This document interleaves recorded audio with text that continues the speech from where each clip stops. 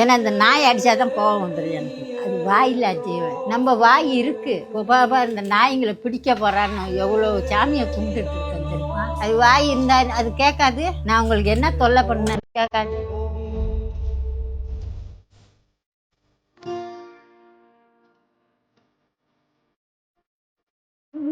தானா வர்றதுப்பா.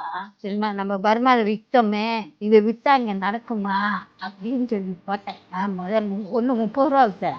அப்புறமா நம்மளுக்கு மனசாட்சி வேணுங்கப்பா. அதாவது 20 ரூபா.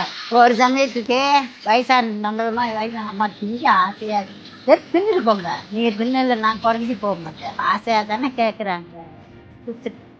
இது விற்கிறதுக்கே எவ்வளோ பேர் சண்டை தெரியுமா?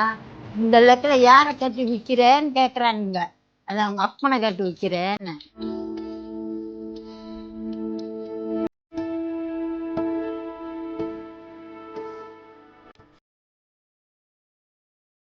ஒரு வருஷம் இருப்போம், ஒரு வருஷம் போயிடும்.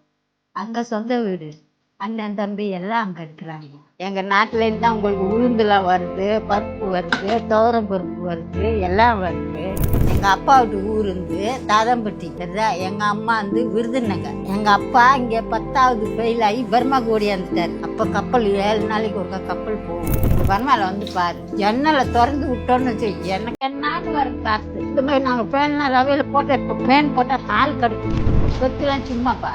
உழைச்சோமா, சாப்பிட்டோமா, படுத்தோமா, யாருன்னு தொல்லை கொடுக்காம உயிர் போயிடணும். எல்லாத்தையும் நாங்கள் பார்த்து வந்தால் மனசு தான்ப்பா.